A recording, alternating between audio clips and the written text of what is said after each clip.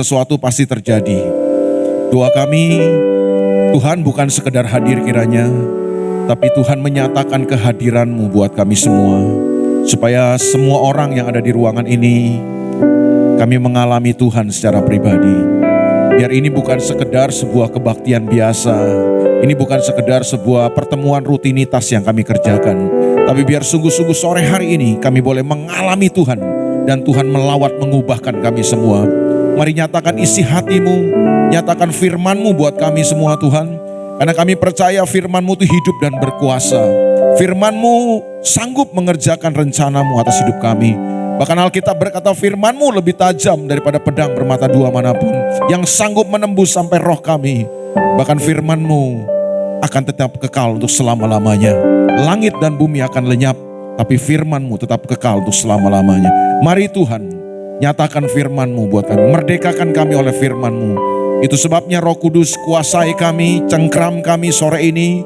Urapi kami semua, karena kami sadar tanpa kuasa-Mu Roh Kudus, kami tidak dapat mengerti, memahami firman-Mu. Itu sebabnya berikanlah hikmat dan pewahyuan buat kami, untuk kami bisa mengerti firman-Mu. Bagi-Mu segala pujian, hormat dan kemuliaan dari sekarang sampai selama-lamanya. Dalam nama Yesus kami berdoa dan bersyukur. Yang percaya sama-sama katakan amin, amin.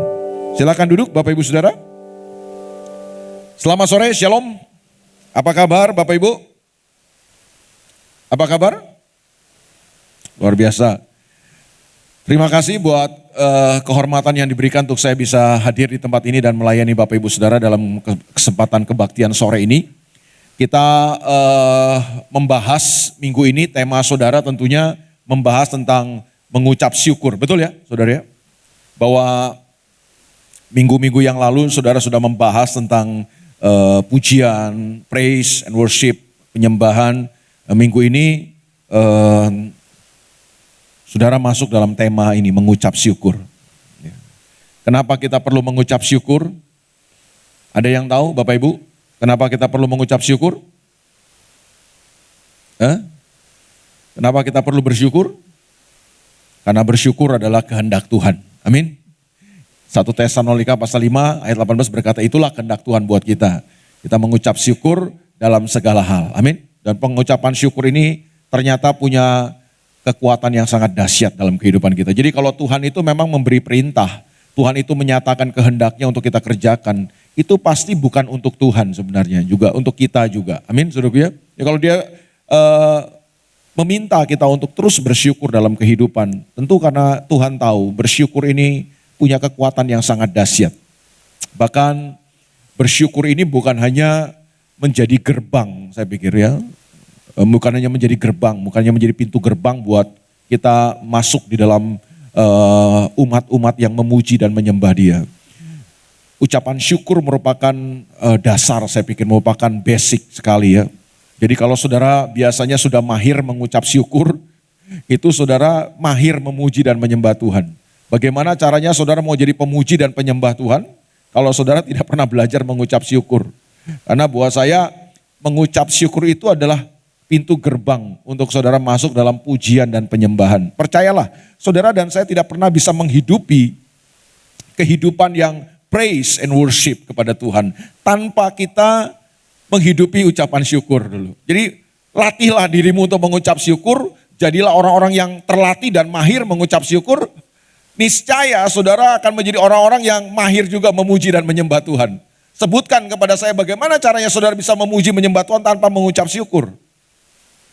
Itu Daud mendapat pewahyuan saudaraku. Daud mendapat pewahyuan itu, makanya dia tulis di dalam Mazmurnya kan.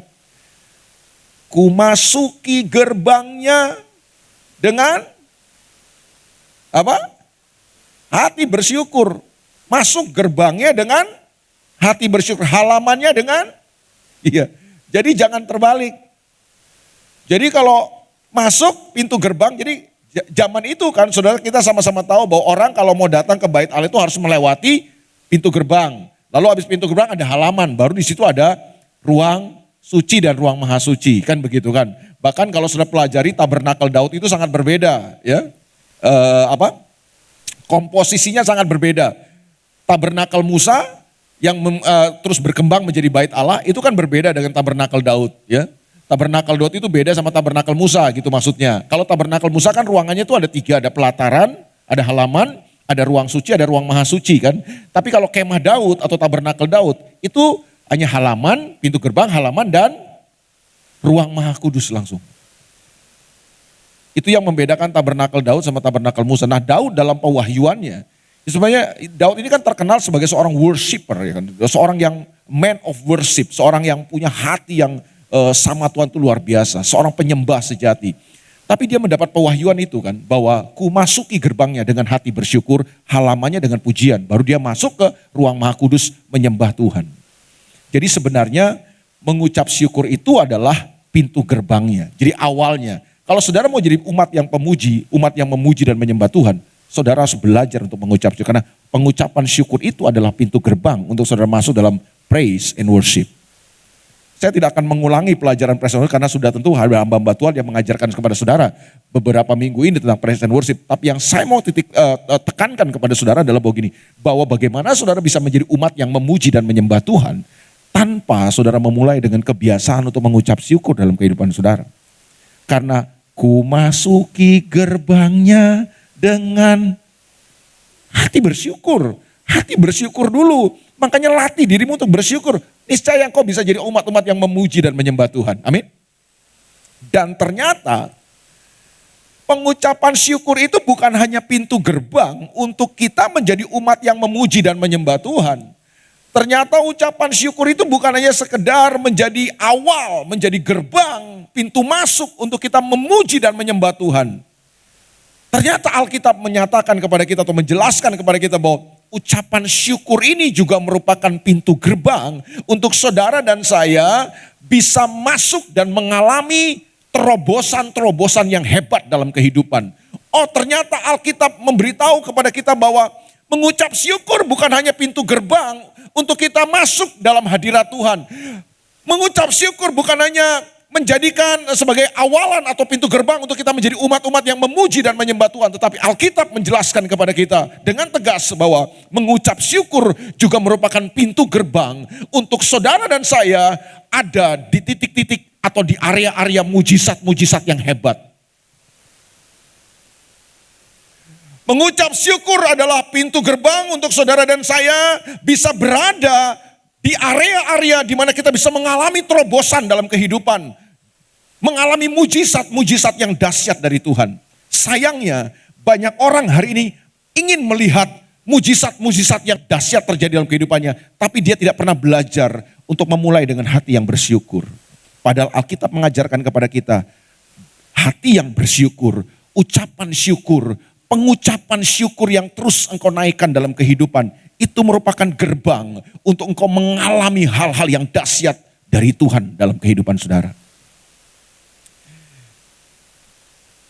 Coba kita membuka beberapa ayat. Ya. Mari kita sama-sama perhatikan di dalam Ibrani pasal yang ke-12. Ibrani pasal 12 ayat yang ke-26 saja kita mulai. Ibrani pasal 12 ayat yang ke-26. Jadi doa saya buat jemaat Petamburan ini bahwa saudara akan menjadi jemaat-jemaat yang terlatih untuk mulai punya kebiasaan baru, yaitu mengucap syukur. Amin, saudaraku? Ya. Karena percayalah, para penggerutu, para pengeluh, dan para bersungut-sungut dalam kehidupan, itu akan menjauhkan saudara dari titik-titik, dari area-area di mana saudara mengalami terobosan dan mujizat Tuhan yang besar. Nah makanya hari ini kita mau belajar sama-sama. Ternyata pengucapan syukur itu bukan hanya pintu gerbang untuk saudara menjadi umat yang memuji dan menyembah Tuhan. Tapi ini, Ibrani pasal 12 ayat 26. Waktu itu suaranya menggoncangkan bumi, tetapi sekarang ia memberikan janji. Satu kali lagi, aku akan menggoncangkan bukan hanya bumi saja, melainkan langit juga. Lihat, saudaraku, Tuhan berjanji dia akan menggoncangkan segala sesuatu. Berarti ke depan ini goncangan demi goncangan akan terjadi. Dan itu sudah dituliskan oleh Alkitab. Dan yang menariknya menurut ayat ini adalah goncangan-goncangan yang terjadi itu adalah janji Tuhan. Coba bilang sama-sama janji Tuhan. Saudara percaya kalau Tuhan berjanji pasti akan menggenapi? Amin ya. Bahwa Tuhan tidak pernah ingkar janji? Yang suka ingkar janji kan kita. Tuhan gak pernah ingkar janji. Tuhan kalau berjanji dia pasti. Nah, salah satu janji Tuhan apa saudara? Janji Tuhan buat saudara apa? Ya akan mengangkat naik, bukan turun, menjadikan kepala. Ya itu janji Tuhan. Tapi tahu gak saudara, ada satu janji Tuhan juga yang pasti akan digenapi. Apa itu? Dia akan menggoncang segala sesuatu. Coba bilang dulu sama-sama, menggoncang segala sesuatu. Kalau saudara belum tergoncang, tinggal tunggu waktu. Karena saya percaya janji Tuhan pasti akan digenapi. Lihat wajah samping kanan kirinya, wajah tergoncang gak? Kalau belum, saya doakan biar janji Tuhan ini semoga cepat saudara alami dalam kehidupan. Ini pendeta kok nyumpain sih goncang? Enggak, karena memang ini janji. Loh, kita tuh masalahnya kan kadang-kadang kepengennya terima janji Tuhan yang enak-enak aja kan. Ini janji loh Pak. Sama seperti saudara kalau terima doa berkat kan, terimalah janji Tuhan. Kau akan dibawa naik dan bukannya turun. Amin. Teriakan saudara paling kenceng kan biasanya kan gitu kan. Yo kan? Akan menjadi kepala dan bukannya ekor. Amin. Yo kan? Diberkati keluar masukmu. Amin. Diberkati bakulmu. Punya bakul gak saudara di rumah? Pokoknya amin. Kita kan kalau yang enak-enak pasti amin. Teriakannya kenceng. Saya mau kasih tahu sama saudara bahwa janji Tuhan itu bukan yang hanya itu-itu aja. Ada satu janji Tuhan yang perlu saudara ketahui hari ini. Bahwa kita sepakat tadi bahwa semua janji Tuhan pasti akan digenapi. Nah menurut ayat ini janji Tuhan apa? Akan menggoncang segala sesuatu. Semua akan digoncangkan. Wah semua ekonomi akan digoncang, agama akan digoncang, politik akan digoncang. Semua akan digoncangkan. Nah tapi saudara mesti mengerti. Tidak perlu takut sebenarnya. Karena ternyata memang goncangan-goncang itu mesti terjadi. Dan itu pasti terjadi. Karena Tuhan sudah janjikan itu kan. Tapi kan persoalannya kita gak perlu takut. Ayat 27 kasih tahu buat kita begini. Ungkapan satu kali lagi. Menunjuk kepada perubahan. Pada apa yang dapat digoncangkan. Karena ia dijadikan supaya tinggal tetap apa yang tidak tergoncangkan. Nah berarti goncangan-goncangan ini kenapa mesti terjadi? Kenapa mesti ada goncangan Pak? Oh iya karena goncangan-goncangan ini penting, perlu. Karena goncangan ini terjadi untuk membuktikan kepada kita bahwa ada sesuatu yang tidak akan pernah bisa tergoncangkan. Goncangan boleh datang tapi tetap tidak akan tergoncangkan. Goncangan datang, semua bisa tergoncangkan. Semua bisa hancur, semua bisa luluh lantak. Tapi ada satu yang tidak akan pernah tergoncangkan. Jadi berarti goncangan-goncangan ini harus terjadi. Janji Tuhan ini harus digenapi untuk membuktikan kepada kita bahwa di dalam dunia ini semua bisa tergoncangkan. Ekonomi, politik, agama, semua bisa tergoncangkan. Cuma satu yang tidak tergoncangkan. Apa itu? Dia jawab di ayat 28. Ayat 28, nah itu. Jadi saudara sebenarnya kita tuh harus punya mentalitas yang jangan cengeng. Banyak orang Kristen mentalitasnya cengeng, takut sama goncangan. Padahal sebenarnya goncangan itu memang harus terjadi. Saudara suka tidak suka, saudara mau tidak mau, goncangan pasti akan datang dalam hidup saudara. Bisnismu akan digoncang, rumah tangga akan digoncang, semua akan digoncang. Nah goncangan itu tadi saya katakan ternyata diadakan. Itu ada supaya apa? Supaya membuktikan kepada kita semua bisa tergoncang. Cuma ada satu yang tidak tergoncangkan. Apa yang tidak tergoncangkan?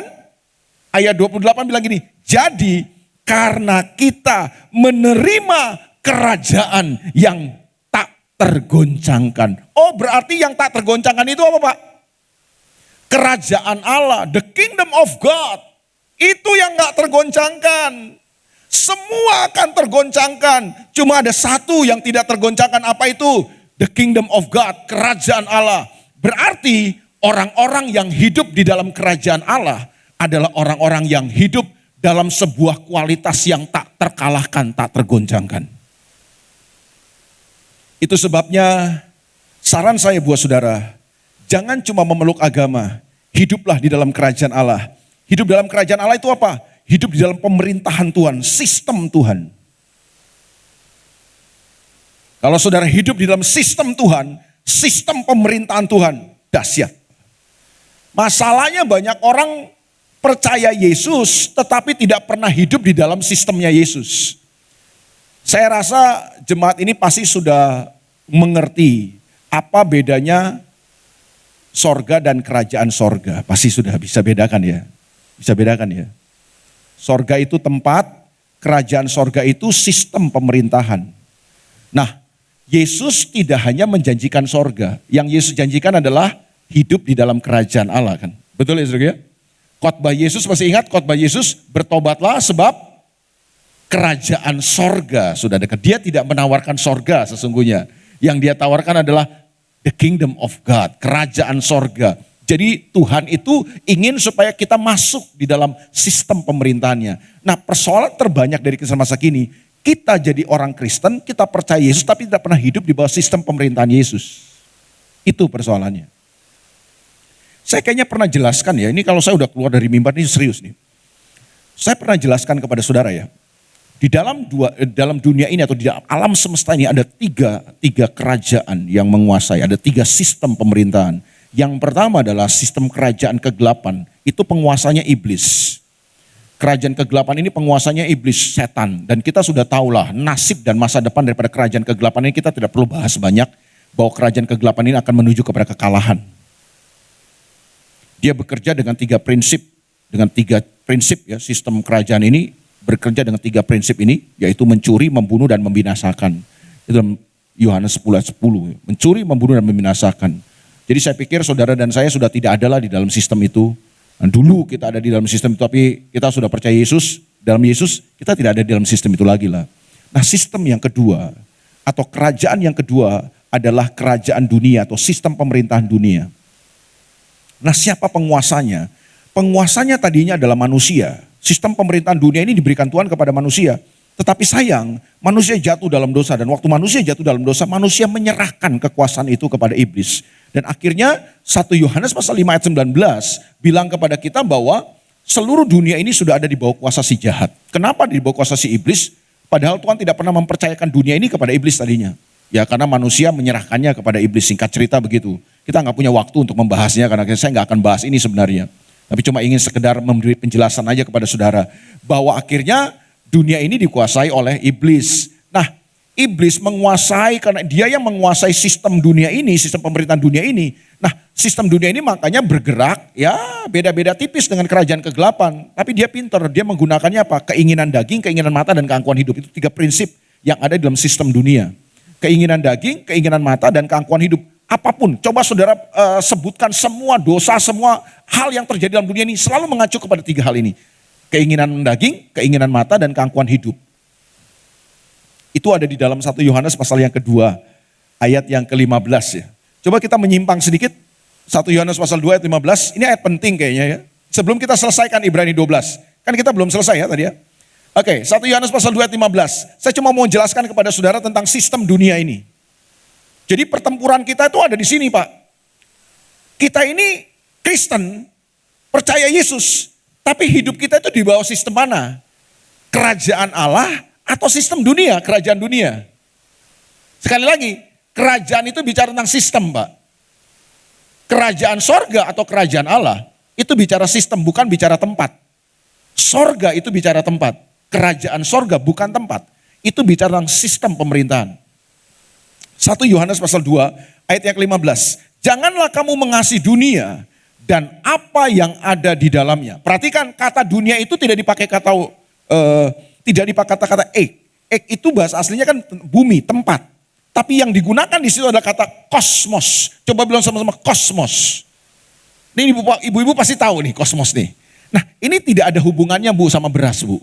Kosmos di sini bukan tempat menyimpan beras. Kosmos di sini artinya sebuah sistem dunia. Apa katanya? 1 Yohanes pasal 2 ayat 15, janganlah kamu mengasihi dunia dan apa yang ada di dalamnya. Jikalau orang mengasihi dunia, maka kasih akan Bapa tidak ada di dalam orang itu. Perhatikan ayat 16. Sebab semua yang ada di dalam dunia. Sekali lagi saya ulangi, semua yang ada di dalam dunia, saudara sebutkan semua yang ada dalam dunia selalu mengacu kepada 3 hal ini. Apa itu? Keinginan daging, keinginan mata, dan keangkuhan hidup. Itu bukan berasal dari Bapa, melainkan dari dunia. Saya khawatir hari-hari ini banyak gereja dan kekristenan ngaku percaya Yesus, sudah ditebus Yesus, sudah diselamatkan Yesus, tapi hidupnya masih di bawah sistem dunia. Keinginan daging, keinginan mata, dan keangkuhan hidup. Makanya lihat ya, kalau saudara hidup di bawah sistem dunia, selalu yang ingin kita puaskan itu keinginan daging, keinginan mata, keangkuhan hidup yang menonjol. Saya khawatir makanya gereja hari ini sudah terjebak kepada sistem dunia. Kita bilang percaya Yesus, tapi Yesus tidak pernah jadi raja atas hidup kita. Ini kekhawatiran saya, Pak. Semoga tidak terjadi di gereja ini. Hari-hari ini jangan-jangan gereja telah terjebak. Kita menyanyikan tentang Yesus. Kita seolah-olah menyembah Yesus. Tapi Yesus tidak pernah berdaulat dan berkuasa atas kita. Kenapa? Karena kita tidak hidup di dalam sistem dia. Kita hidup di dalam sistem dunia. Yang kita puaskan semua keinginan daging, keinginan mata, dan keangkuhan hidup. Saya ngeri loh. Gereja-gereja masa kini terlalu menonjolkan 3 hal ini. Keinginan daging, keinginan mata, keangkuhan hidup. Makanya yang ributnya jabatan, kekuasaan, gelar. Itu namanya apa? Keangkuhan hidup. Apalagi? Wah, keinginan daging, keinginan mata, materi, semua yang diurus. Ngeri, Pak.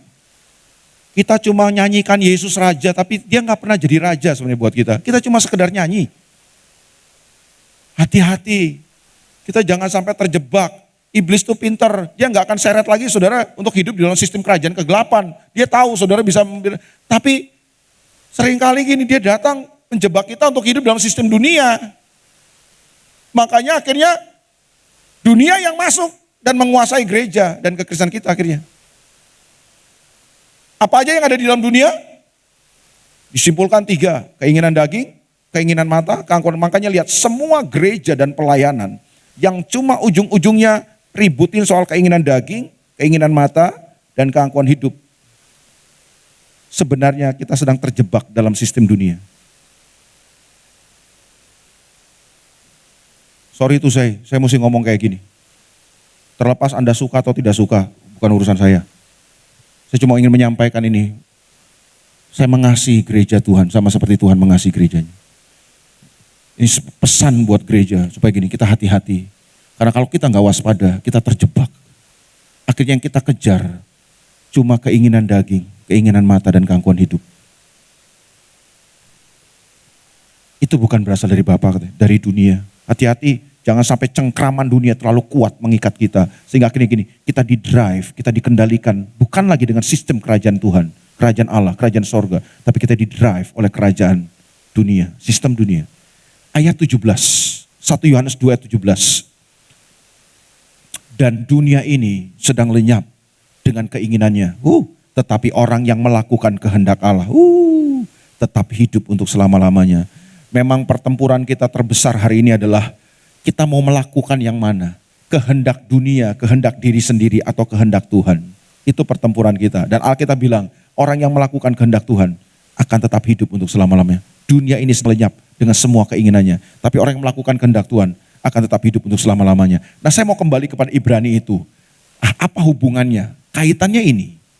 Tadi saya bilang bahwa goncangan-goncangan yang terjadi hanya untuk membuktikan kepada kita bahwa semua bisa tergoncangkan dalam dunia ini. Semua. Makanya saudara lihat, semua sedang digoncang hari ini. Termasuk gereja digoncang. Makanya gereja yang tidak dibangun dengan sistem Tuhan, akan tergoncang pasti. Nah, goncangan-goncangan itu untuk apa sih? Ternyata goncangan-goncangan itu untuk ini. Membuktikan kepada kita bahwa cuma ada satu yang tidak akan bisa tergoncangkan. Apa itu? kerajaan Allah namanya. Nah, orang-orang yang berjalan di dalam kerajaan Allah adalah orang-orang yang punya kualitas kehidupan yang tak tergoncangkan. Goncangan boleh datang, bisnismu boleh tergoncang, goncangan bisa datang, badai bisa datang, masalah bisa datang dalam hidupmu. Tapi percayalah, kalau engkau hidup di dalam prinsip kerajaan Allah, sistem kerajaan Allah, pemerintahan Tuhan, Yesus jadi raja yang berdaulat dan menguasai hidup kita. Percayalah, kita akan berjalan dalam sebuah kualitas kehidupan yang tak tergoncangkan. Nah, karena kita punya kerajaan yang kualitasnya tak tergoncangkan, ada sebuah gaya hidup daripada sistem ini. Apa itu? Ayat 28 bilang gini. Jadi, karena kita menerima kerajaan yang tidak tergoncangkan, maksudnya gini, jadi karena kita ini orang-orang yang harusnya hidup dan berjalan dalam sebuah sistem kehidupan, dalam sebuah pola hidup, gaya hidup yang tak terkalahkan dan tak tergoncangkan. Nah, salah satu gaya hidup yang ditonjolkan oleh ayat ini adalah Ibrani 12:8, jadi karena kita menerima kerajaan yang tidak tergoncangkan, marilah kita mengucap syukur. Berarti mengucap syukur harus menjadi ciri, harus menjadi gaya hidup, harus menjadi budaya daripada orang-orang yang hidup dalam kerajaan yang tak tergoncangkan itu. Sekarang saudara hidup di bawah sistem apa? Saudara hidup di kerajaan apa? Kerajaan dunia. Kalau saudara hidup dalam kerajaan dunia, pantesan pengucapan syukur, mengucap syukur tidak menjadi budaya dalam kehidupan saudara. Dan itu sebabnya kita mudah tergoncangkan. Tapi kalau saudara hidup dalam sistem pemerintahan Tuhan, kerajaan Allah, maka kau sedang berjalan dalam sebuah pola hidup yang berkualitas, tak terkalahkan, tak tergoncangkan. Budayanya, cara hidupnya, gaya hidupnya, mengucap syukur.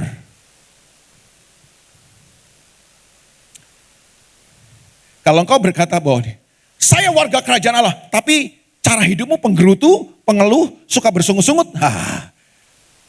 Jangan-jangan ada yang keliru. Anda cuma mengaku saja, tapi kalau engkau hidup dalam kerajaan Allah, pemerintahan Tuhan yang berdaulat atas hidupmu akan membuat engkau punya sebuah budaya, sebuah kebiasaan, sebuah gaya hidup mengucap syukur. Dan waktu saya pelajari, apa arti mengucap syukur sih? Wah, ternyata mengucap syukur itu Pak, waktu saudara dan saya mengucap syukur, itu sebenarnya kita sedang menjadikan memang Yesus itu raja kita. Jadi orang yang bersyukur, orang yang mengucap syukur, itu adalah orang yang telah menjadikan Yesus itu bertahta, berdaulat jadi raja.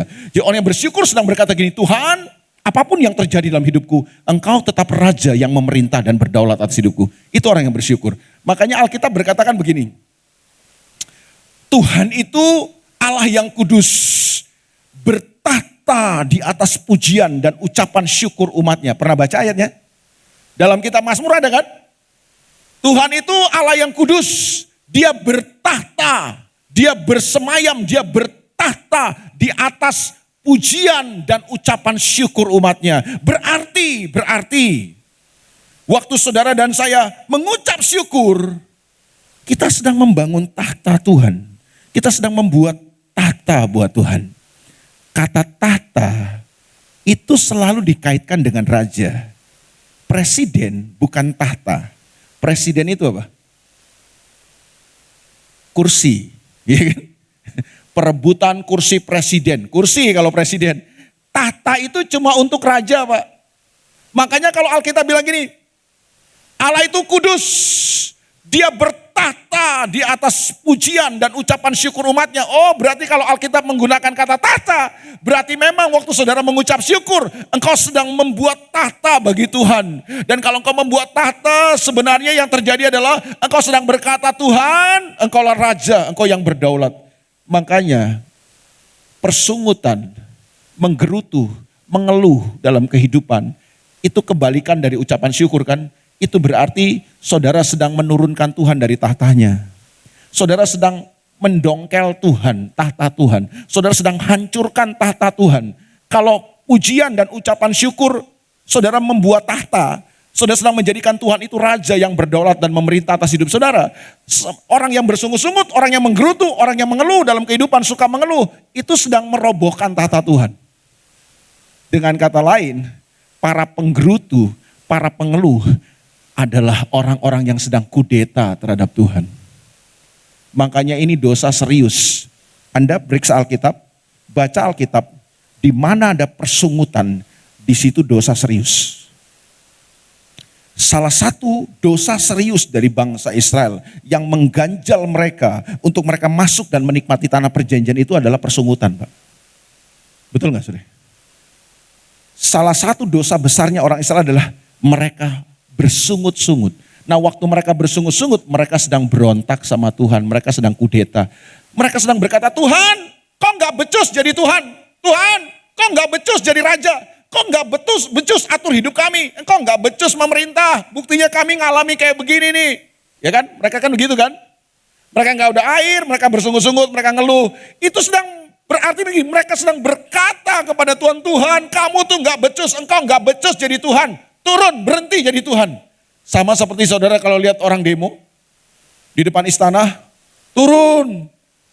Pak Presiden turun, Jokowi turun, nggak becus jadi presiden. Nah itu sama. Orang yang menggerutu, orang yang mengeluh, orang yang suka bersungut-sungut dalam kehidupan, saudara sedang berdiri untuk kudeta sama Tuhan. Makanya ini dosa paling serius di Alkitab. Itulah yang mengganjal bangsa Israel. Mereka tergilas di padang gurun, mereka terkapar di sana, tidak sampai kepada tanah yang Tuhan janjikan. Kenapa? Karena mereka tidak menghidupi gaya hidup Tuhan itu. Mengucap syukur. Kau sedang menjadikan dia raja yang berdaulat atas hidupmu. Mengucap syukur harusnya mewarnai seluruh kehidupan kita. Harusnya mengucap syukur itu menjadi gaya hidup dari umat-umat kerajaan Allah. Situasi bisa berubah, situasi bisa terjadi apapun. Tapi harusnya gini, ucapan syukur terus mewarnai kehidupan kita. Saya tidak ingin mengajarkan kepada saudara untuk bersyukur terhadap situasi. Misalnya bisnismu bangkrut, oh saya bersyukur buat bisnis yang bangkrut. Bukan. Anda tidak bersyukur buat bisnismu yang bangkrut. Anda bersyukur karena Tuhan tetap ada buat saudara. Bukan karena bisnismu yang bangkrut kau mengucap syukur. Kau harus mengucap syukur karena siapa? Karena Tuhannya, bukan karena bisnismu yang bangkrut. Makanya waktu Habakuk, dia menulis gini, sekalipun pohon ara tidak berbuah, pohon anggur tidak berbuah, hasil pohon saya itu mengecewakan. Kambing lembu terhalau dari kurungan, tidak ada lagi lembu sapi dalam kandang. Namun aku akan beria-ria di dalam Tuhan. Karena Tuhanlah kekuatan. Karena Tuhannya, bukan karena yang lain. Kasih fokus yang jelas dan benar kepada ucapan syukurmu. Kau mengucap syukur bukan karena suamimu meninggalkan kau. Kau mengucap syukur karena meskipun suamimu meninggalkan kau, Tuhan tetap ada buat engkau. Kasih fokus yang benar Pak, buat ucapan syukurmu supaya jangan salah arah. Kau mengucap syukur bukan karena situasi yang sulit, bukan. Kau mengucap syukur karena di tengah-tengah situasi yang sulit, kau masih punya Tuhan yang berdaulat dan memerintah hidupmu. Saya akan tutup dengan itu yang saya bilang, ternyata mengucap syukur adalah pintu gerbang untuk kita mengalami mujizat Tuhan. Luar biasa. Ada dua peristiwa mujizat yang keren di Alkitab yang dilakukan oleh Yesus. Dan ternyata saya temukan gini, apa yang membuat mujizat itu bisa terjadi? Ternyata yang membuat mujizat itu bisa terjadi adalah ucapan syukur. Yohanes pasal 11, ini mujizat yang saya pikir spektakuler ya saudaraku ya. Ketika Lazarus mati, ini persoalannya bukan sekedar sakit loh. Lazarus bukan sekedar sakit loh Pak. Bukan. Lazarus ini sudah apa? Mati. Sudah mati berapa hari Pak? 4 hari. Itu kalau mayat sudah dikubur 4 hari Pak. Itu udah mulai meleleh itu daging Pak. Itu persoalan, bukan persoalan ringan Pak. Ini bukan sekedar cicilan mobil atau cicilan rumah belum bayar, bukan. Ini problem yang sangat luar biasa loh. Tapi lihat, Persoalan yang sangat ekstrim ini, masalah yang begitu berat ini, Yesus hadapinya dengan apa? Mengucap syukur. Wah, Yohanes 11, kita baca ayat 41 saja. Saya nggak mau ulang kisah ini, pasti saudara sudah tahu. Ini kan cerita favoritnya guru-guru sekolah minggu, betul nggak saudara? Ini pasti guru sekolah minggu tahu lah. Saudara kalau yang sekolah minggu dari kecil pasti tahu nih kisah bahwa Lazarus dibangkitkan oleh Yesus. Nah, ketika Yesus sampai di tempat di mana Lazarus sudah dikubur 4 hari, Pak. Maria sama Marta udah nangis, Pak. Udah nangis. Wah, itu orang banyak juga berada. Tapi lihat ayat 41. Maka mereka mengangkat batu itu. Yesus suruh angkat batu kubur itu. Lalu Yesus apa? Menengadah ke atas dan berkata, Bapa, aku mengucap syukur kepadamu karena engkau telah mendengarkan aku. Ayat 42. Aku tahu bahwa engkau selalu mendengarkan aku, tetapi oleh karena orang banyak yang berdiri di sini menilai aku mengatakannya supaya mereka percaya bahwa engkaulah yang telah mengutus aku. Dan sesudah berkata demikian, perhatikan ini, berserulah ia dengan suara keras, Lazarus, marilah keluar. Keluar gak Lazarus ya? Keluar gak? Itu keluar, Pak, spektakuler, Pak. Dahsyat. Tiba-tiba itu kain kapan yang membelit tubuh jenazah Lazarus itu terbuka, Lazarus keluar, Pak. Semua orang takjub. Saya mau tanya, peristiwa yang dahsyat itu, mujizat yang spektakuler itu, Yesus bikin apa? Ada Yesus tengking, roh maut, roh kematian, aku tengking kau dalam nama Yesus. Saya tidak anti tengkang-tengking, saya tidak anti. Ada Yesus berbahasa roh, saya tidak anti bahasa roh. Tapi saudara perhatikan ayat itu, satu-satunya aktivitas rohani yang Yesus lakukan sampai mujizat itu terjadi adalah apa? Cuma mengucap syukur. Saya tidak anti bahasa roh, saya tidak anti tengking-tengking, doa pelepasan, saya tidak anti. Tapi mari baca lagi kisah itu, bahwa ini sebuah problem yang sangat ekstrim, cuma diselesaikan oleh Yesus dengan cara apa? Mengucap syukur. Itu yang saya bilang tadi, mengucap syukur merupakan gerbang untuk membawa kita ada di titik-titik di area-area mujizat dan terobosan yang hebat. Jadilah orang-orang yang mahir bersyukur. Hari ini situasimu menggoda engkau untuk bersungut-sungut, kau sudah mesti tahu hari ini. Belajar bersyukur. Bukan bersyukur karena situasimu yang sulit, tapi bersyukurlah karena di tengah-tengah situasi sulit, engkau tetap punya Tuhan yang berdaulat dan mengendalikan hidup ini. Mujizat kedua, coba kita lihat. Yohanes pasal 6. Yohanes pasal yang ke-6. Coba kita baca, tentu saudara juga tahu, ini satu kali orang banyak berbondong-bondong ikut Yesus, lalu karena sudah berhari-hari mereka lapar. Yesus kasih tahu sama murid-muridnya, tolong dong kamu kasih makan, ini kasihan loh mereka. Itu orang yang berkumpul itu kira-kira berapa? Dicatat oleh Alkitab 5.000 laki-laki. Kalau kita asumsikan saja setiap laki-laki itu membawa satu istri, berarti kan kurang lebih 10.000 orang. Kalau dia membawa satu anak saja, berarti 15.000 orang, kurang lebih orang yang ada di situ sekitar itu. Yesus suruh kasih mereka makan, lalu murid-murid yang ngomong begini sama Yesus, dari mana kita kasih makan Yesus? Guru, dari mana kita punya makanan sebanyak ini? Ini orang begitu banyak. Enggak, kamu mesti kasih mereka makan. Loh, coba lihat kas kita berapa? 200 dinar. 200 dinar mana bisa kasih makan orang sebanyak ini? Murid-murid mulai melihat situasi, mulai cenderung untuk menggerutu, mengeluh. Lalu Andreas bilang begini sama Yesus, Yesus, guru, di sini ada seorang anak yang punya 5 roti. Perhatikan kata-kata Andreas, di sini ada seorang anak yang punya 5 roti dan 2 ekor. Tapi apa artinya buat orang sebanyak ini mana cukup? Lihat, di tengah-tengah ketidakmungkinan, di tengah-tengah kemustahilan, mustahil bisa kasih makan orang 15.000 kurang lebih dengan 5 roti dan 2 ekor ikan. Mana bisa, Pak? Yohanes 6 ayat yang ke-8 coba kita baca. Seorang dari murid-muridnya yaitu Andreas saudara Simon Petrus berkata kepadanya, di sini Ada seorang anak yang mempunyai 5 roti jelai dan 2 ikan. Tetapi apakah artinya itu untuk orang sebanyak ini? Lihat, mulai pesimis Andreas. Karena memang faktanya, kenyataannya seperti itu. Kurang, gak cukup. Mustahil bisa kasih makan orang sebanyak itu dengan 5 roti dan 2 ekor ikan. Kata Yesus, suruhlah orang-orang itu duduk. Adapun di tempat itu banyak rumput. Tebak. Yesus suruh duduk mereka di tempat yang banyak rumput. Menurut saudara, Yesus suruh mereka makan rumput? Hah? Suruh duduk di tempat yang banyak rumput? Suruh makan rumput apa suruh duduk aja? Duduk, bukan makan rumput.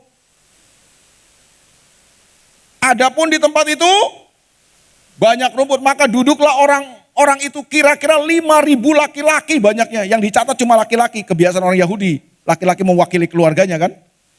Lihat ayat 11 Pak.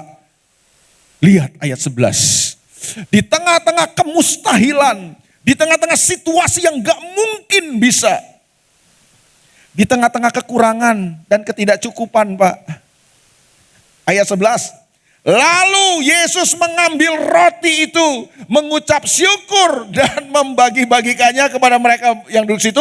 Demikian juga dibuatnya dengan ikan-ikan itu sebanyak yang mereka kehendaki. Mereka 15.000 orang itu bukan cicip-cicip Pak. Yesus ngomong duduk saudara. Sorry to say, ini karena orangnya banyak, persediaan kita terbatas. Tolong jangan rakus ya. Ingat-ingat teman tetangga, ya cicip-cicip aja. Ada ayatnya? Enggak ada. Mereka makan sampai kenyang, sesuka hati mereka Pak. Sampai udah ditawarin udah gak mau lagi. Saya tidak menemukan aktivitas yang lain yang Yesus lakukan untuk melakukan mujizat itu. Satu-satunya aktivitas rohani yang Yesus lakukan apa? Apa? Mengucap syukur. Dahsyat. Ada Yesus bahasa roh dulu, tunggu ya. Kasih waktu saya 5 menit, saya bahasa roh dulu. Saya nggak anti bahasa roh sekali lagi. Tapi sorry, Yesus nggak bahasa roh di situ Pak. Yesus ngapain? Satu-satunya aktivitas rohani, tidak ada aktivitas yang lain. Satu-satunya aktivitas rohani yang Yesus lakukan apa? Mengucap syukur.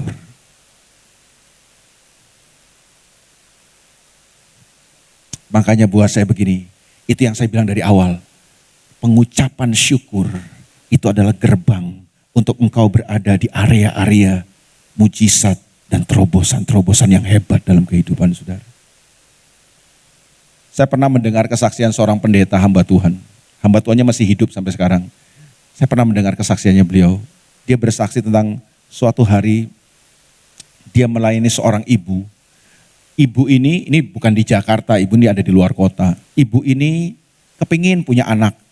Kepingin sekali punya anak, tapi ternyata setelah periksa ke dokter ada kelainan di kandungannya sehingga tidak bisa membuat janin atau jabang bayi itu bisa berkembang di dalam kandungannya. Pasti ketika bayi itu bertumbuh bisa gugur. Ya. Nah, keinginan untuk punya anak ini begitu besar, dia berdoa kepada Tuhan, Tuhan tolong Tuhan, dan akhirnya benar dia bisa hamil. Periksa ke dokter, dokter bilang ini bayi ibu bisa berkembang, tetapi kemungkinannya cuma 2. Kalau ibu biarkan, bayi ini akan cacat atau dia meninggal dunia. Jadi saran dokter ini adalah dibuang saja. Karena pertumbuhannya tidak bagus, karena ada sesuatu di rahim kandungan ibu ini yang membuat pertumbuhannya jadi nggak bagus. Ibu ini waktu dengar ini saudaraku itu seperti petir. Ya. Wah, nggak enak, nggak nyaman buat dia. Tapi waktu dokter bilang begitu, dia bilang gini, Pak dokter boleh nggak kalau saya biarkan dulu kandungan ini, bayi ini berkembang. Terserah ibu kata dokter ini. Dibiarkan, tumbuh, periksa lagi, dokter sama sarannya tetap begitu. Harus buang karena pertumbuhannya nggak bagus. Tapi ibu ini tetap memutuskan untuk mempertahankan bayi. Dan betul saudaraku, sampai masa kelahirannya, dokter akhirnya menolong bayi ini lahir. Dan tahu nggak saudara, waktu lahir betul yang diprediksi oleh dokter. anak ini atau bayi ini saudaraku tidak punya batok kepala gitu, jadi seperti gepeng gitu kepalanya, tidak ada batok kepala itu. Alias cacat, dan dokter memprediksi 3 hari kemudian anak ini pasti mati. Waktu saudaraku ibu ini mendengar kenyataan itu, hati siapa yang gak hancur? Dan dia bilang begini sama dokter, dok, boleh gak saya gendong anak saya? Wah jangan bu, anak ibu tuh ada di inkubator, gak bisa dikeluarin. Ibu mau gendong, itu akan mempercepat kematian anak ini. Ibu ini bilang ini, dok, mati sekarang sama mati 3 hari ke depan kan sama-sama mati. Toh anak saya juga mati kata dokter, 3 hari diprediksi dokter mati. Saya mau gendong anak saya. Akhirnya alasan kemanusiaan diizinkan, tapi dengan catatan ada surat pernyataan. Jika terjadi apa-apa, pihak rumah sakit, pihak dokter tidak bertanggung jawab. Tanda tangan ibu ini. Suaminya juga tanda tangan. Bayi itu diserahkan, saudara tahu, waktu bayi itu ada di pelukan ibu ini. Hati ibu mana saudaraku yang bisa bahagia melihat kenyataan ini. Dia menyaksikan dengan mata kepalanya sendiri anak yang dia keluarkan dari rahimnya sendiri itu cacat alias tidak utuh kepalanya. Ibu ini gendong anak ini. Sepanjang malam ibu ini gendong anak ini sambil naikkan ucapan syukur sama Tuhan. Dia mengucap syukur. Dia mau bilang, Tuhan kau baik. Kau luar biasa Tuhan. Kau dahsyat Tuhan. Sepanjang malam dia gendong anaknya sambil mengucap syukur. Sampai ibu ini akhirnya ketiduran. Dan saudara tahu menjelang pagi, sesuatu yang menggemparkan terjadi di rumah sakit itu. Karena waktu ibu ini sadar, dia lihat, kok dia lihat anaknya itu lengkap kepalanya. Dia tidak tahu terjadi di mana, kapan terjadi. Tapi yang dia lihat, kenyataannya anaknya itu telah normal, utuh. Itu rumah sakit gempar. Nah waktu hamba Tuhan ini tahu, saudaraku, ibu ini ngalami begini. Yang bikin hamba Tuhan ini terenyuh adalah, tersentuh adalah gini. Bukan mujizatnya, mujizatnya memang spektakuler. Tapi hamba Tuhan ini penasaran, dia nanya sama ibu ini, ibu, kenapa ibu ngeliat dan ngalami situasi kayak gitu? Ibu gendong anak ibu yang kepalanya itu gak utuh itu. Kenapa ibu masih bisa bersyukur, ngucap syukur sama Tuhan? Kenapa ibu bisa naikkan ucapan syukur itu, lu Tuhan baik, Tuhan dahsyat. Saudara tahu gak jawaban ibu ini yang keren buat saya. Dia ngomong begini sama hamba Tuhan ini, Pak, anak saya sembuh, anak saya gak sembuh. Anak saya mati, anak saya hidup. Tidak akan mengubah Tuhan dalam hidup saya. Dia tetap Tuhan yang hebat. Dia tetap Tuhan yang baik atas hidup saya. Itu kuncinya. Makanya saya percaya waktu Anda dan saya membangun kebiasaan mengucap syukur. Anda mahir mengucap syukur. Engkau akan dibawa ke area-area mujizat dan terobosan terhebat dalam kehidupan. Selamat mengucap syukur dalam kehidupan saudara. God bless you. Tuhan berkati saudara. Haleluya. Mari datang sama Tuhan. Haleluya. Haleluya.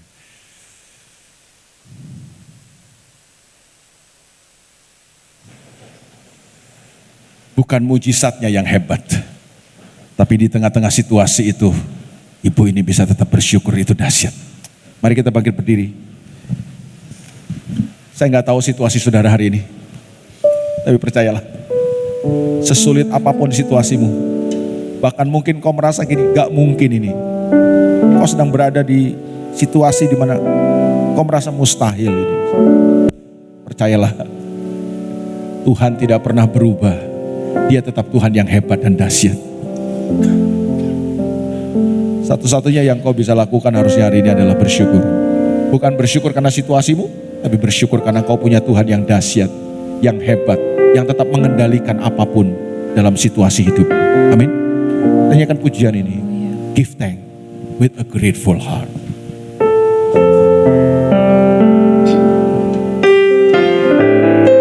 Mari kita datang sama Tuhan.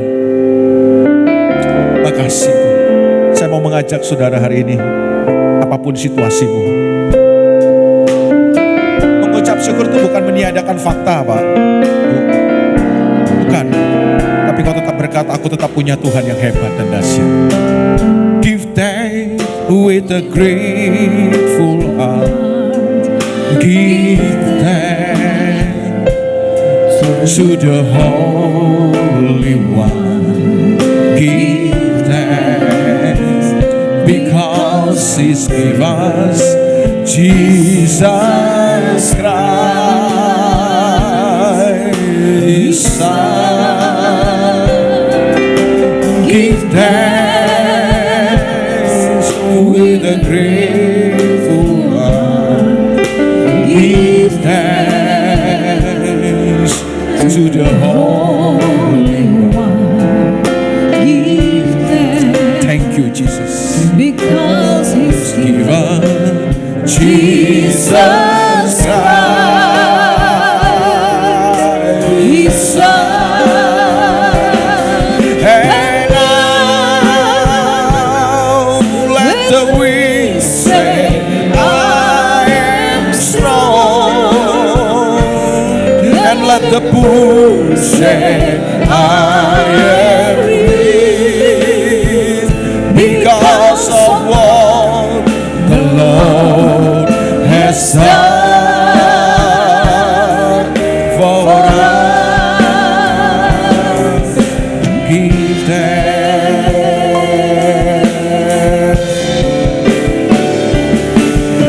Give thanks With a great Yes. Naikkan syukurmu sama Tuhan. give thanks To the Holy One. Give thanks because He's given Jesus Christ, His Son. Oh, and now let the weak say, I am strong, and let the poor say, I am rich, because of what the Lord has done for us. Oh, and now let the weak say, I am strong, and let the poor say, I am rich, because of what the Lord has done for us. Give thanks. Oh, we give thanks. Oh, we give thanks. Give thanks. Mari bersyukur kepada Tuhan. Haleluya. Terima kasih Bersyukur. Tuhan. Ku bersyukur. Mari naikkan syukurmu sama Tuhan. Bersyukur karena Tuhan. Bersyukur karena Tuhan. Haleluya.